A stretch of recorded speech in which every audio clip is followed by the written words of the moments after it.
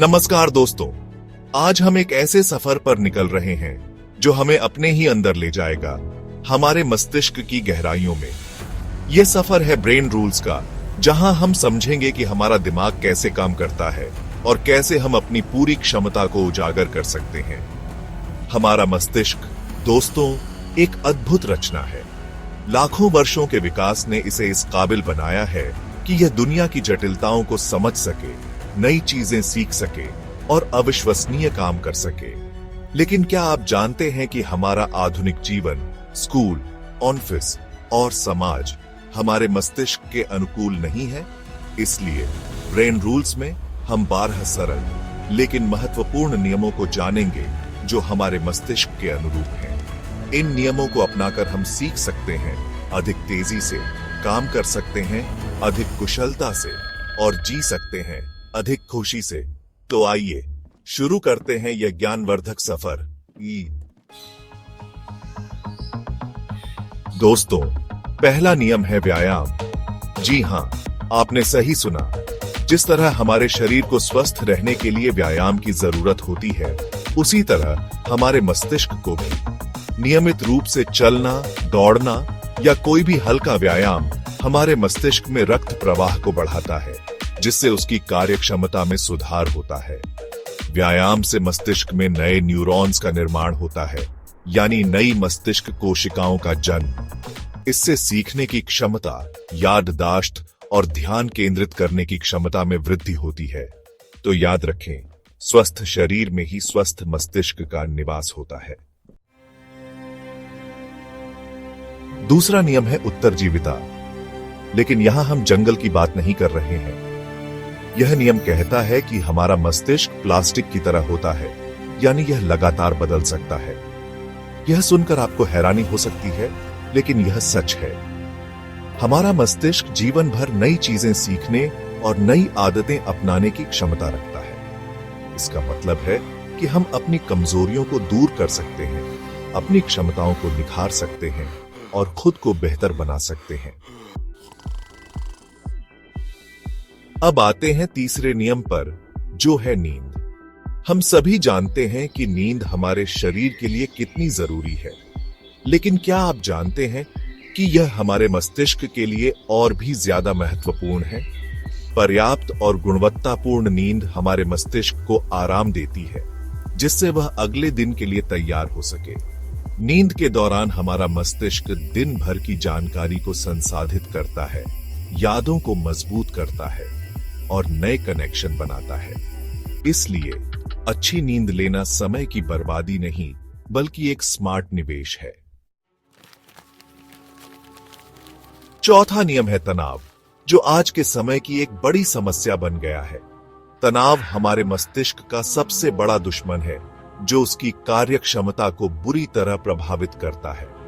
लेकिन अच्छी खबर यह है कि हम तनाव को नियंत्रित कर सकते हैं। मानसिक शांति के लिए ध्यान, योग और प्राणायाम जैसी तकनीकों का सहारा ले सकते हैं। साथ ही समय प्रबंधन, सकारात्मक सोच और प्रियजनों के साथ समय बिताना भी तनाव को कम करने में मददगार साबित हो सकता है। पांचवा नियम है हमारी पांचों इंद्रियां।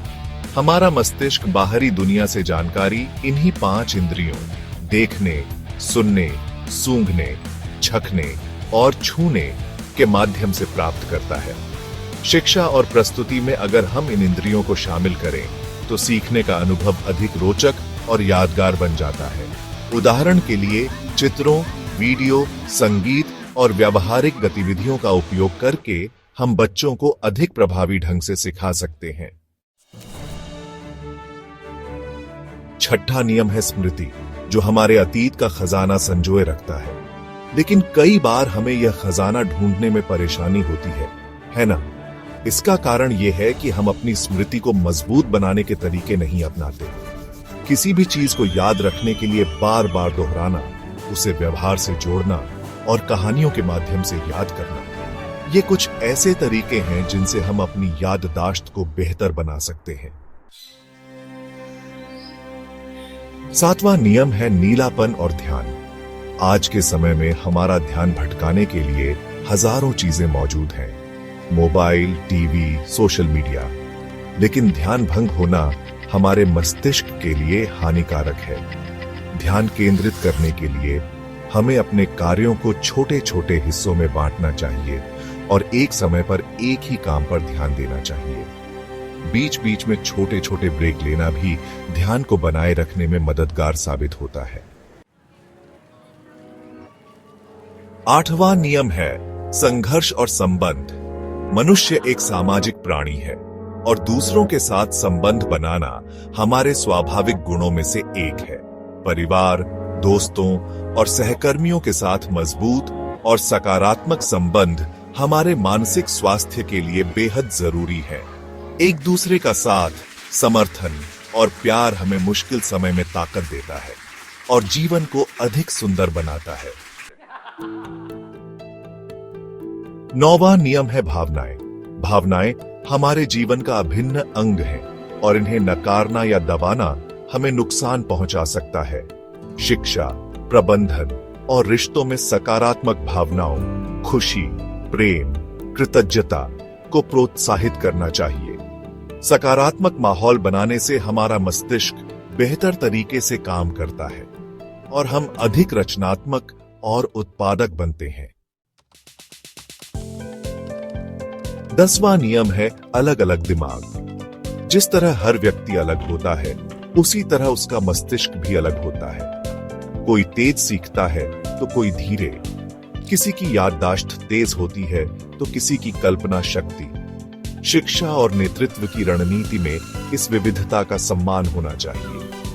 हमें ऐसे तरीके इजाद करने चाहिए जिनसे हर बच्चे को अपनी क्षमता के अनुसार सीखने का मौका मिले। 11वां नियम है दृष्टि। हमारा मस्तिष्क चित्रों को शब्दों की तुलना में ज्यादा तेजी से और बेहतर तरीके से समझता है। इसलिए शिक्षण और संप्रेषण में दृश्यों, चित्रों, वीडियो, ग्राफिक्स का उपयोग करना बेहद फायदेमंद होता है। दृश्य माध्यम से जानकारी ज्यादा आकर्षक और यादगार बनती है। अंतिम और 12वां नियम है जिज्ञासा। बचपन से ही हमारे अंदर एक जिज्ञासु बच्चा छिपा होता है जो हर चीज के बारे में जानना चाहता है। यह जिज्ञासा ही हमें नई चीजें सीखने, नए रास्ते तलाशने और खुद को बेहतर बनाने के लिए प्रेरित करती है। इसलिए इस जिज्ञासु बच्चे को हमेशा जिंदा रखें और नए ज्ञान की तलाश में लगे रहे। दोस्तों, यह थी ब्रेन रूल्स की एक झलक, जिसमें हमने अपने मस्तिष्क के कुछ महत्वपूर्ण नियमों को जाना। यह नियम हमें यह बताते हैं कि हमारा मस्तिष्क कितना अद्भुत और लचीला है और कैसे हम इसकी क्षमता को अधिकतम कर सकते हैं। इन नियमों को अपनाकर हम न केवल अपने जीवन को बेहतर बना सकते हैं, बल्कि अपने आसपास के लोगों के जीवन में भी सकारात्मक परिवर्तन ला सकते हैं। तो आइए हम सभी मिलकर ब्रेन रूल्स को अपने जीवन का हिस्सा बनाएं और एक स्वस्थ, खुशहाल और सफल जीवन जिएं।